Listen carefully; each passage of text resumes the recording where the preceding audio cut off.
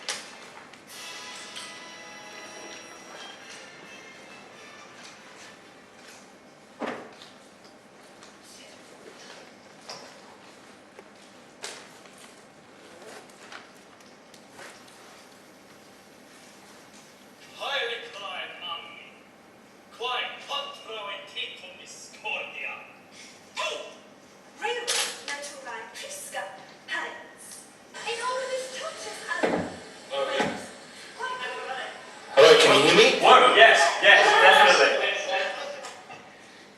Okay. Alrighty.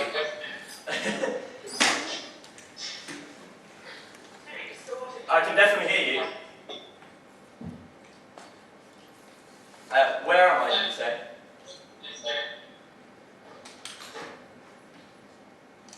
Can you see me? I can. Yeah, I suggest you go back a bit, Emily.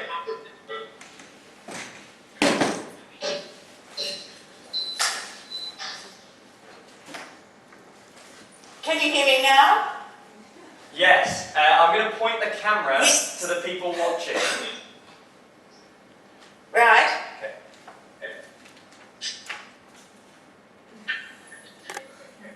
There you go. I can't get them all in. There we go. Hello, everybody. Hello. Finally, we're working.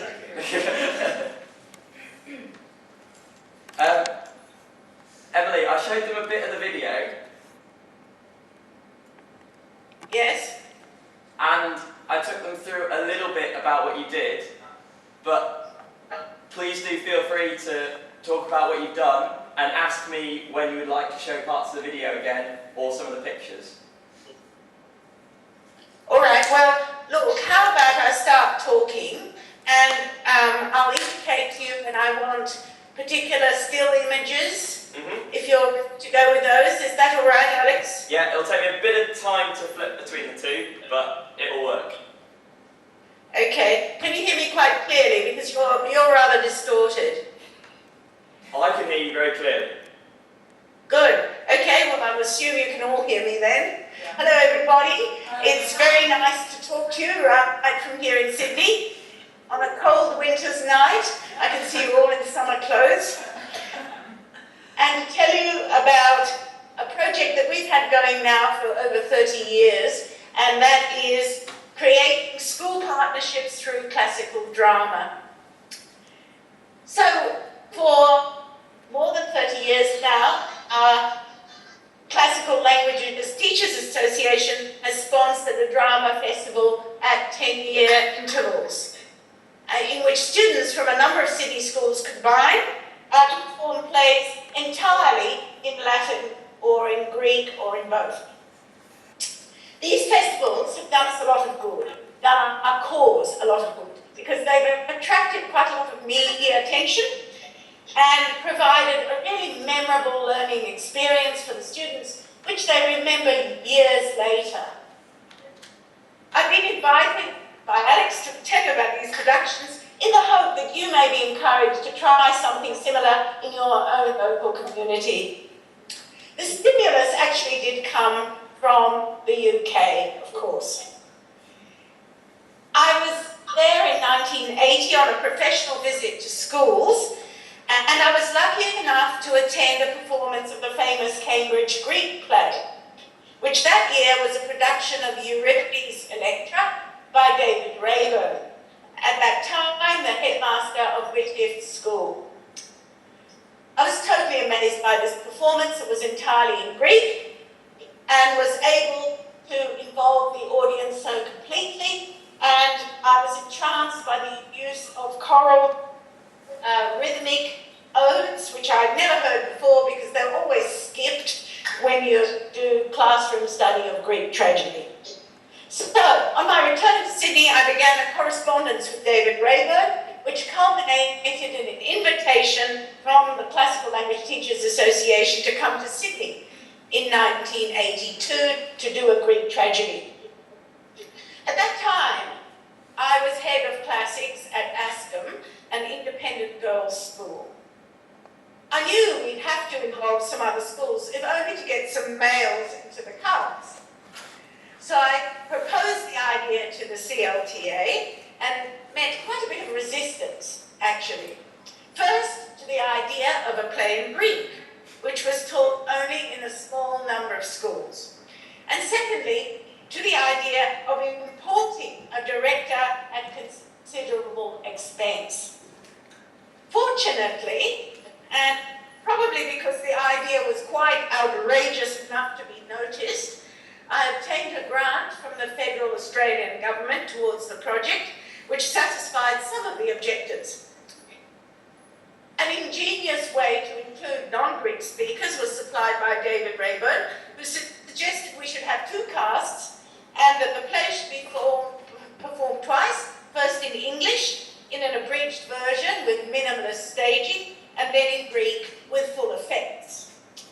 The audience would be able to understand the Greek by having just seen the English, and the play that was chosen was a Euripides Iphigenia in Aulis, because it had a young, appealing heroine, a young female chorus, and a very easy to follow and appealing storyline.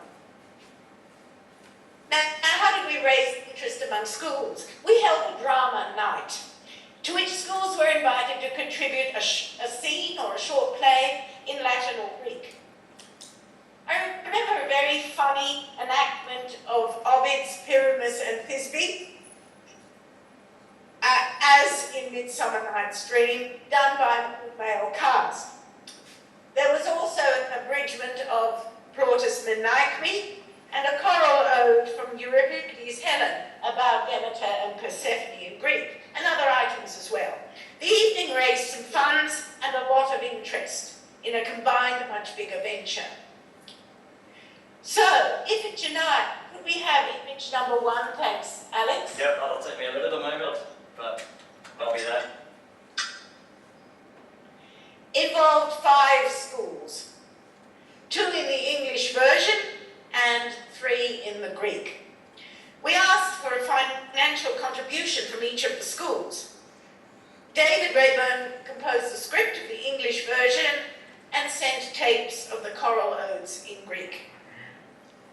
He could actually only come for a few weeks in August, during what was then our school holidays. So much preliminary work had to be done without him, particularly with the chorus, which involved girls only in year 8, they were really quite young and didn't have much Greek, from 2 schools. We rehearsed every Saturday afternoon for about 3 months until David arrived. Once he was here and accommodated obligingly by the school, rehearsals became a full-time affair in the school holidays. Costumes were made by a cooperative textiles teacher and a simple set designed by an art teacher. The English play was dressed only in black and white, while the Greek was in full colour. Musical effects were provided by a small group largely of percussionists. We decided to have 3 performances at 3 different schools in different parts of our very spread out city. All performances were a sellout. To an audience of today, even a school audience, the production would seem very unsophisticated. Could we have image 2, Alex? Yep, it's up.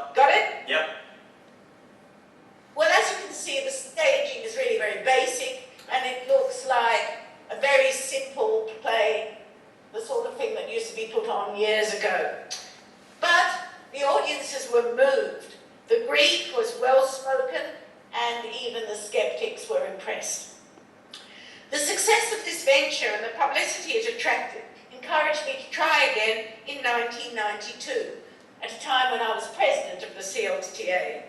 Why the 10-year gap?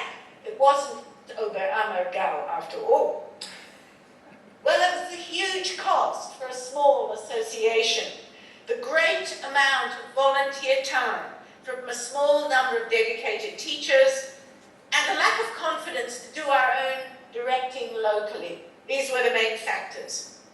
But by 1992, Ascombe School, where I no longer worked, had built a modern performing arts centre, and the headmistress was willing to let us use it at no charge. David Rayburn was available more flexibly since he had retired from Whitgift, and more schools were interested, especially if there was to be a Latin play. In the end, we involved 10 schools as time doubled the number, each contributing a bit to the expense. But what Latin play? We considered and rejected Plautus and Terence as too hard to stage in the original if the humour was going to be communicated. Seneca seemed out of question. What about Virgil? Aeneid 4, often compared to a Greek tragedy in its construction. Experimentally, I put together a script from Aeneid Book 4, sharing the narrative sections between a character called Virgil and a chorus of Dido's attendants. Dido, Anna, Aeneas, and various gods and goddesses spoke the speeches Virgil had written for them. It seemed to work, using only Virgil's original words. We called the play Dido. The other half of what became a double bill was an abridged version of Sophocles' Antigone, with some narration in English, but the body of the work, dialogue and chorus, in Greek. Half-masks were used in the Greek play. Rehearsals were held on weekends, after school hours, and sometimes during school hours, as David and Mary Faith Raven were given the use of a car by one of the schools and could travel around to rehearse. At that time, I had small children and wasn't working regular hours, and could give a good deal of time to managing the production. Volunteer teachers came to the fore again to produce costumes and design sets, and professionals were hired for makeup and wigs. Sound and lighting were managed on site by the technical staff at Ascombe Theatre. Music was provided by a percussion group for Antigone, while recorded music chosen by David Rayburn was used for effect in Dido. A university drama student arranged the choreography. The audience had a synopsis in the program, but otherwise no help was given with the comprehension of the Latin. Antigone, as I've said, had some narration in English. Could we have image 3, please? Yep. Got it? Yep. Good. This time, we decided to film the production and create a video to be sold to schools as a resource. And a new venture we tried was to transport the cast, crew and supporters to the Blue Mountains, 2 hours drive from Sydney, to stage both plays in an outdoor Greek-style theatre with a spectacular backdrop of the mountains. Despite the freezing, wind-chilled weather, this was a memorable artistic experience. Now, I have a photo of this, which I only found today, Alex, so I'm going to wave it at the camera. Oh, right, okay. In the hope to get some impression of students against the backdrop of the Blue Mountains. Can you see anything? Not yet, because I haven't put you up. There you go. Yes? Yeah. Yes, I'm getting some nodding. Yes. Yeah, we can see it. All right. Another 10 years brings us to 2002. We decided to try a different kind of venture, something more homegrown that would involve young people with artistic talents beyond their command of the classical languages. In other words, to make something more broadly based and more broadly appealing. I decided to create a script based on classical authors that could be staged as a musical. The result was I, Claudia. Can we see image 4, please? Okay. Cobbled together, mainly from Cicero's letters and his pro-Caelio speech, and the poems of Catullus. There were snippets of Greek too. Sappho's Phainete Moi, the inspiration for Catullus 51, you know, Ile par esse deo videtur, and a Homeric hymn to Demeter. The story of Claudia and her rival lovers, Catullus and Caelius, formed the foreground to a picture of Rome in the time of Cicero, Caesar, Pompey. King Ptolemy of Egypt made a cameo appearance because he did actually go and appeal for help to Pompey and Caesar, and he spoke in Greek. Cleopatra appeared in the epilogue. We don't know for certain that she and Claudia did not meet, and they were both in Rome at the time. Our director this time was an experienced Sydney-based drama teacher and freelance director of youth theatre, Adam Macaulay, who later went on to be the director of drama for Radio New Zealand, where he lives now. Adam had no Latin or Greek.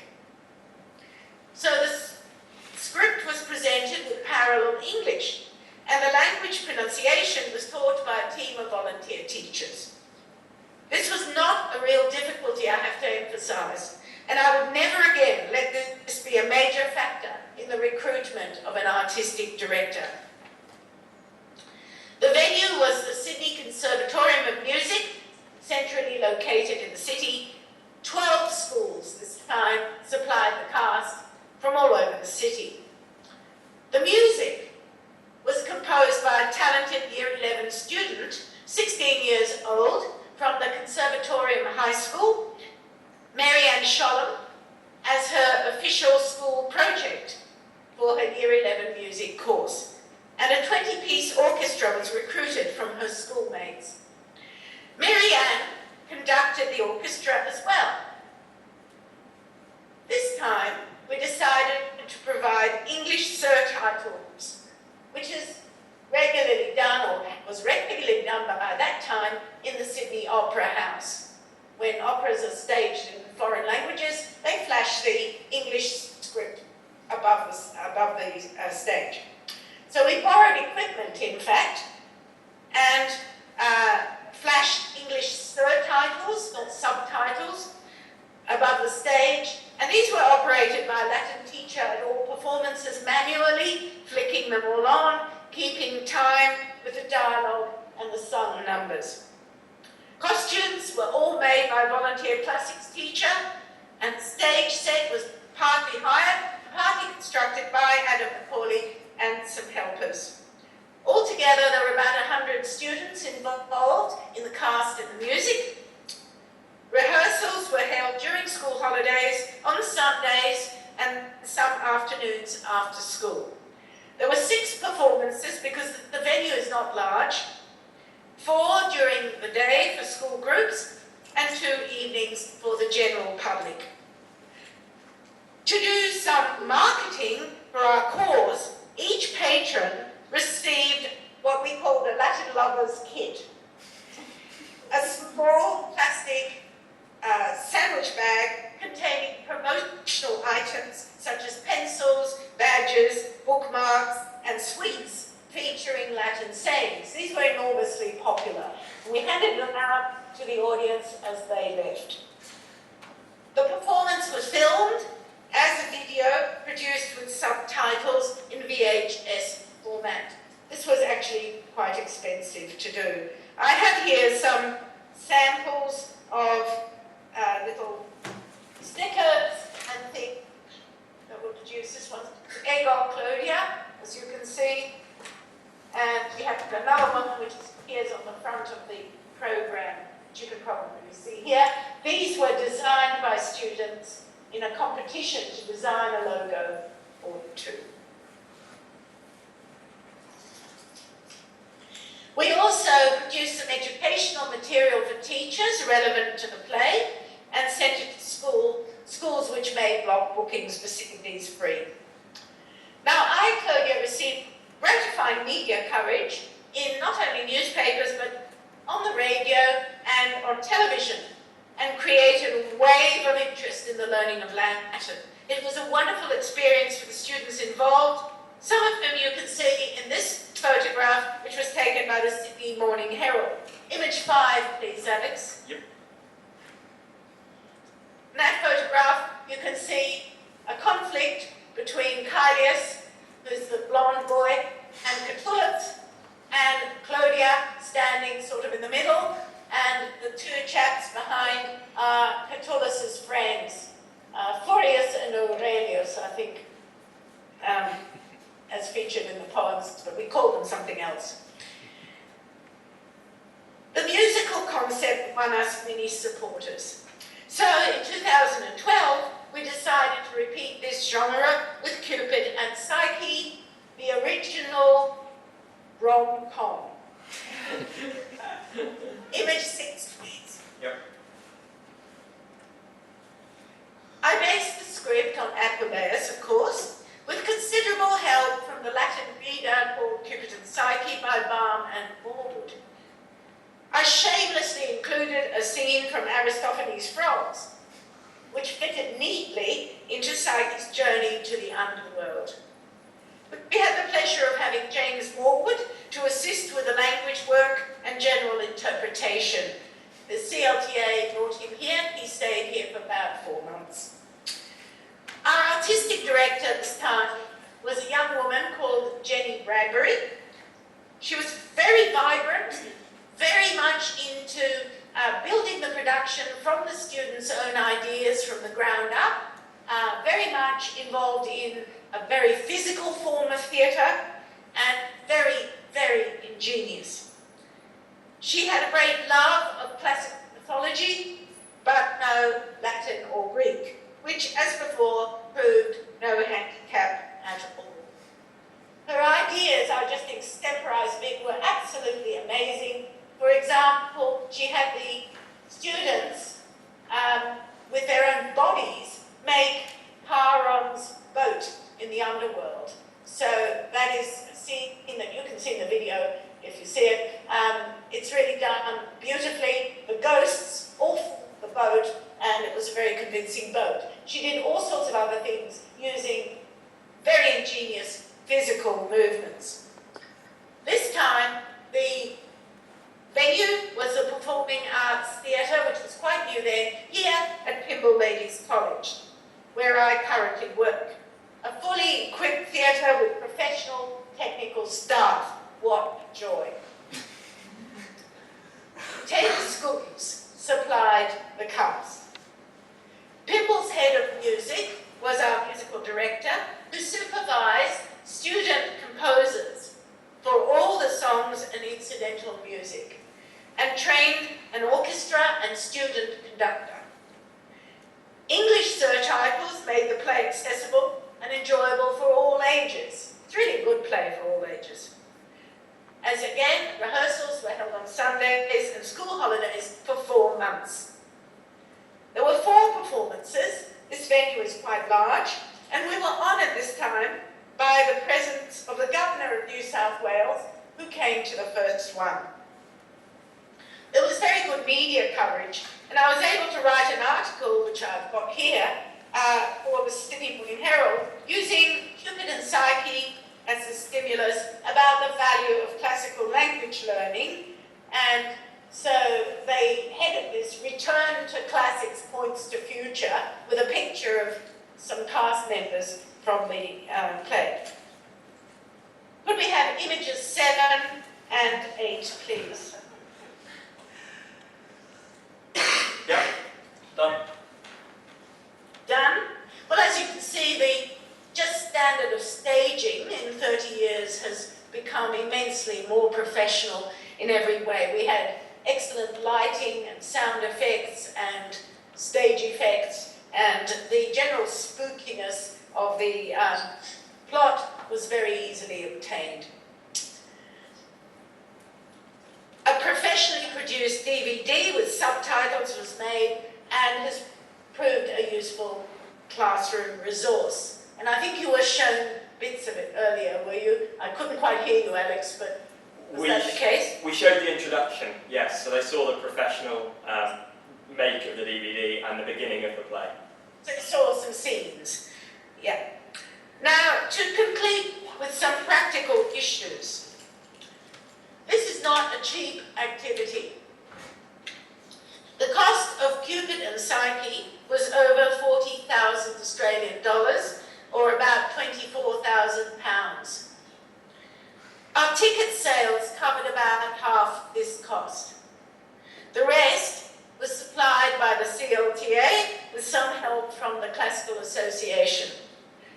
We were not successful on this occasion in obtaining any government grants, as we have been in the past. One of our problems is that we insist that we include both independent and government schools. And this is very good for us and for the children, but it's not a good way of obtaining any kind of grant, because the State Education Department will only subsidise government schools' activities, and the Association of Independent Schools will only subsidise independent school activities. If you want to subsidise a cross-sector type of activity, the only hope is to get some kind of grant from the Arts Council, and they have many other priorities, and we were not successful. What we might do in the future is go back to our system of getting a financial contribution from each participating school. We didn't do that this time. We charged students who participated a modest sum, $50 each, and this basically covered just costs spent on them, like the polo shirt that was supplied to each of them with the logo for the play, and some meals which needed to be provided for the dress rehearsals and so on. So really, that didn't go far, but it covered those immediate costs. I would like to establish a classical drama in schools foundation, which would be able to stage a production more frequently, say every 5 years, and that time interval would allow everyone who goes through secondary school to at least watch one production at some stage. This remains a project, but the idea, in my mind anyway, would be to alternate. If we could do it every 5 years, we could alternate an authentic Greek or Latin play with a synthetic musical like Cupid and Psyche on the other occasion. That is something that I hope to see through before I'm entirely in my retirement home. Well, thank you for listening patiently to my disembodied head. and good luck with the summer school. I wish I was there, but it wasn't possible in the middle of a busy winter term. Thanks to Alex for inviting me and agreeing to this electronic presentation. And now, if you have any time at all, and if it can be managed, I'll be happy to answer any questions from you. Excellent. Thank you very much.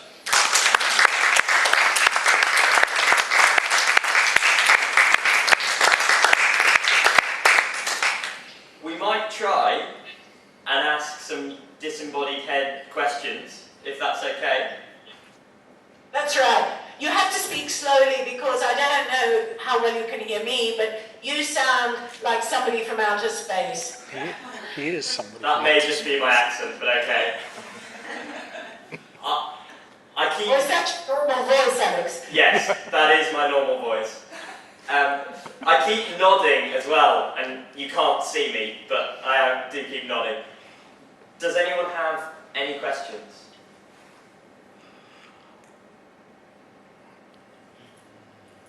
Have you published the script in iClodia? There's the lady there. Sorry, Claudia? Did you publish the script that you wrote for it? Yes, we have the scripts. I have the scripts of both, Claudia and Cupid and Psyche. I also have the musical scores for both, and I'm more than happy to let people have them for, you know, modest fee. I mean, and I mean a modest fee of sort of $30, $40 or something. So if you want that to stage them, you're more than welcome. There's no copyright, or if there is, it's held by me. And the student composers signed everything over to the CLTA. That was a careful move on our part. And you're more than welcome to have those. The DVD is available to you for $40 if you want that. It contains a program inside which gives a few articles. There's one by James Morwood and other people, you know, about the play. Thank you. And I have your email as well, Emily. Would you be happy for me to pass it on to people who did want to get in touch about getting a DVD or about getting a program? Or Yes, a so script? do pass on my email address, and anybody who would like to obtain a DVD, please contact me, and I'm more than happy to send it to you. You know, the cost, as I said, is $40. I think the dollar is running, I think it's £1 to $1.60, so it's not a lot more. They were very, very expensive to produce, I might say. The most expensive part was doing the subtitles, which had to be, I don't know, very technically timed to fit with the DVD. That was the expensive bit. Makes it a very good classroom resource, though, because, you know, students could watch it and follow. Yes, Emily, gentlemen, I can see. I'm interested in what happens to these young people who perform in these plays. Do you have any evidence that they go on to become teachers of Latin or professors of Latin? Does it change their lives? Sorry, I can't actually understand that. Perhaps Alex could repeat that. Yes. It's just distorted, that's all. Okay. What happened? Do you know what happens to the people who have been in the production? Do they go on to do classics at university? Do they become professors? Do they even become teachers? Right, many of them have, actually. And many of them have pursued other careers too, but have become great supporters. They've also tended to form little friendship groups at university, no matter what they're doing, and keep in touch with one another, which is a great thing.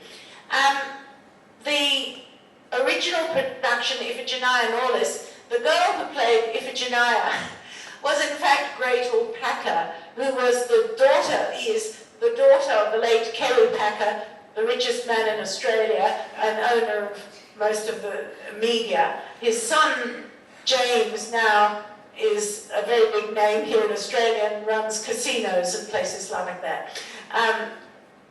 The fact that Gretel starred in this play didn't harm our cause at all.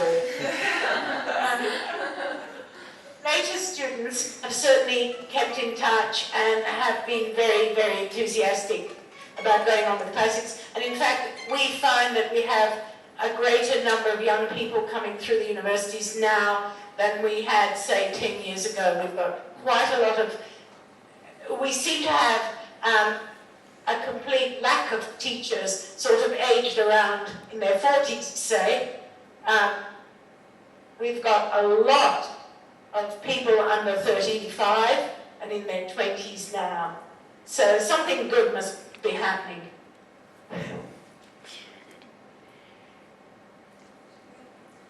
Were the audiences mostly members of the school communities or friends and family of the actors, or were they the general public? The general public were very supportive. It was amazing. I remember for I, Claudia, I was interviewed on the radio by a journalist, and as a result, she publicised, she said when the performances were on, and we got a lot of members of the public. That was a city venue which helped, of course, but we did get a lot of members of the public completely out of the blue, and I got emails from complete strangers saying that they'd come to this play, they'd once done 2 years of Latin in school and forgotten it all. And I remember I was in the audience for I Claudia, so incognito, and a woman spoke to me and she said, what language are they speaking?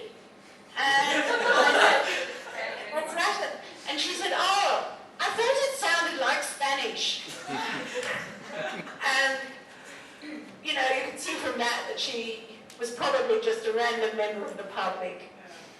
That's good, isn't it? Yeah. On that idea, Emily, you said you got it into the newspapers. Now, obviously, for one of these productions, it was slightly easier given your contact. But how did you go about getting it into the newspapers, getting the publicity? Well, for Cupid and Psyche, I rang the various daily papers and asked to speak to their education editor. And in 2 cases, they were very, very interested and sent reporters to a rehearsal to take photographs. The Sydney Morning Herald ran it on its website. They actually ran a video clip from a rehearsal on their website and interviewed the actors playing Cupid and Psyche and the 2 nasty sisters of Psyche and featured them on their video. We also, this time round, decided to use social media. So we started a Cupid and Psyche Facebook page for the cast, and they were able to put up their own photos from rehearsals and generally keep the interest going. We also, I forgot to mention this, but we also had a Cupid and Psyche gift pack for the audience, for school children, and this contained a ruler that says Latin lovers rule, and 2 pencils. One says Video Audio Disco, and the other one says Ad Astra. And we also included a heart-shaped sort of paperclip and a heart-shaped chocolate with a Cupid and Psyche sticker on it, which I'm showing the paper from because I've eaten the chocolate.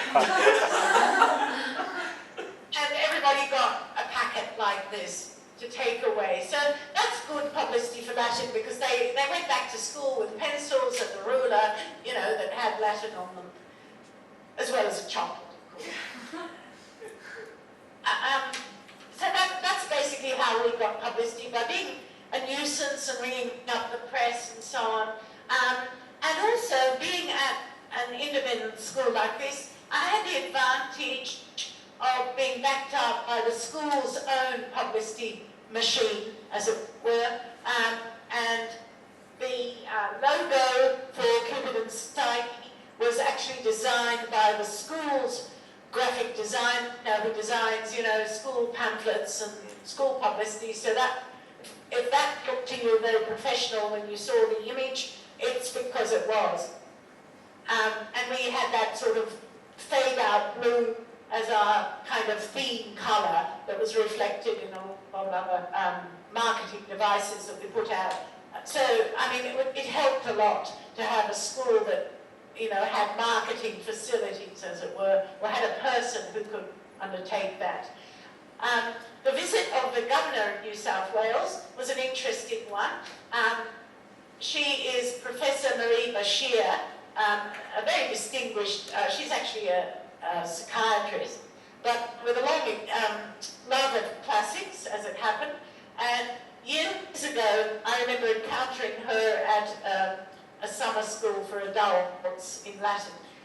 And it so happened that someone formerly on the school board of governors knew her and wrote inviting her. And she replied, you know, very enthusiastically and said she'd come, and she didn't accept coming to an adults-only evening performance. She wanted to come in with the masses, sit with the groundlings, and came to a Friday 10:30 a.m. schools performance that was packed out with children. And without, minimal sort of fuss, she came with one lady in waiting. And the governor, as you probably know, represents the Queen here in our state. So, you're supposed to curtsy and all that, but she doesn't want any of that. So she came, sat in the audience, enjoyed it, and then she met the children in the cast afterwards and told them how much she loved Latin at school and how important it was to do. And that was a great thing. Really made an impact on them. They had their photo taken with the governor. So if you can get, Prince William along or somebody like that. He's a bit busy, yeah. He's got a son to look after.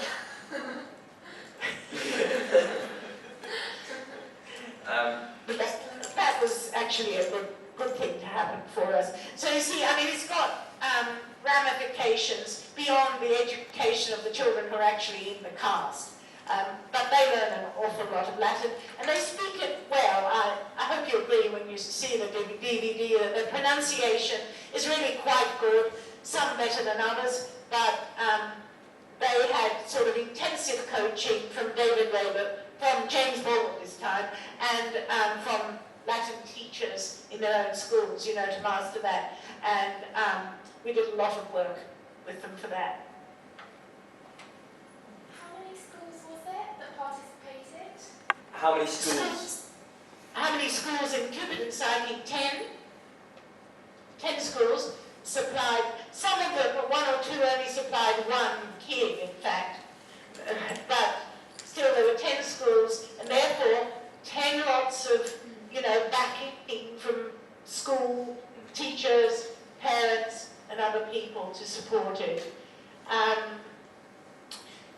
Cupid, who was quite an impressive boy, was from Sydney Grammar School, which is an independent school with an impressive classics record. Psyche was a girl from a selective state school, Sydney Girls High School, which is the equivalent of a very old established grammar school. So she represented, as it were, the maintained state schools, and Cupid was from an independent school. And so there was a mixture of students like that. There were quite a few Pymble girls. The nasty sisters were from Pymble. How did The you... frogs the frogs were done quite effectively with puppets and so on, and they were entirely my grade class of Year 9 girls. How did you select the schools, or did the schools opt? Did you put out something? How did the schools come about?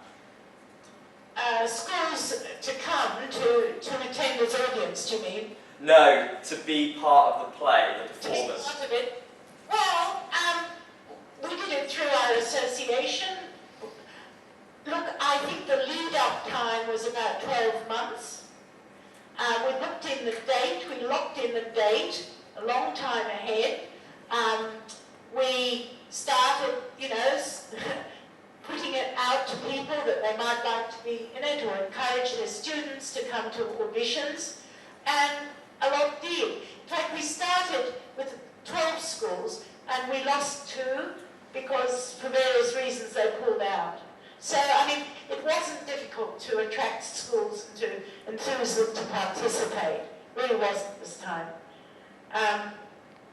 Audiences, where we put out publicity through the CLTA, as well as putting advertisements in the press for the ordinary public, and we encouraged block bookings. We charged a set price of $20 per seat with no student concessions or anything. It was just a set price. Whoever you were, you had to pay $20. Just made it easier than having various types of concession and so on. So that's how we worked that. We had schools coming, from the country. They travelled down by train. They came considerable distances. We had them bussed in, on big coaches. And really, it was quite a big thing to see.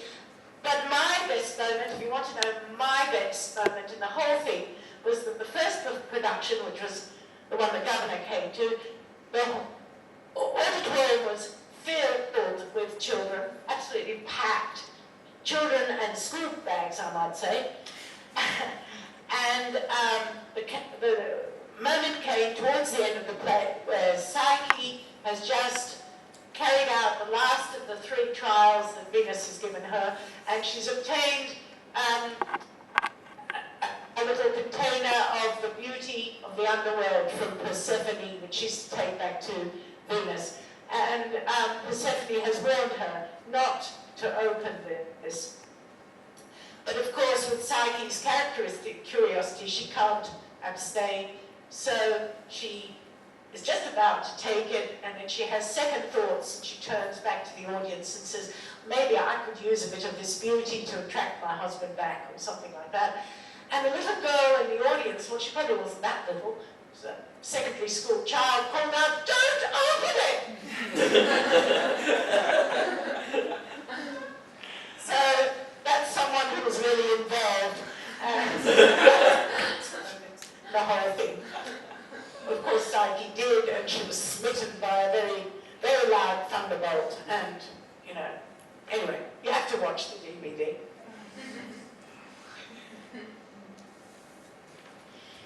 Okay, well, I might come round so you can see me again.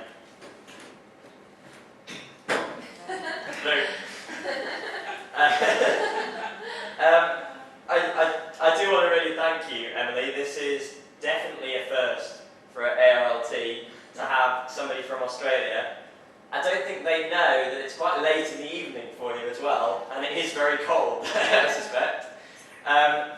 When James Morwood asked, I've got this person, Emily, she lives in Australia, she's a really good thing, you have to make sure she comes along and speaks. I thought, what on earth does he mean? How's this going to work? I've had nothing but great contact from you, Emily. It's such an inspirational thing that you've done, and it's so good to share with people that something like this can actually work. The amount of organisation and skill that you've brought in bringing it all together, I think is really admirable. From, you talk about set design, script writing, performing, getting it then into a DVD afterwards, providing people with gifts, getting it to the newspaper. It's such a good way to advertise classics. And I really think often people just talk about what they've done, what they think people could do. It's brilliant to see somebody talk about it who's actually gone and done it. So from all of us at ARLT, we would really like to thank you for giving it your time and talking to us about it. It was excellent.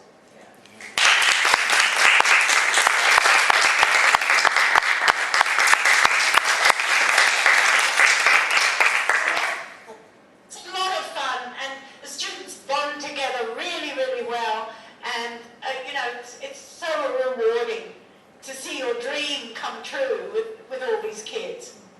It's really what teaching is all about. Well, thank you very much. Enjoy your conference. Thank you very much. I'll be in touch. Goodbye, Emily.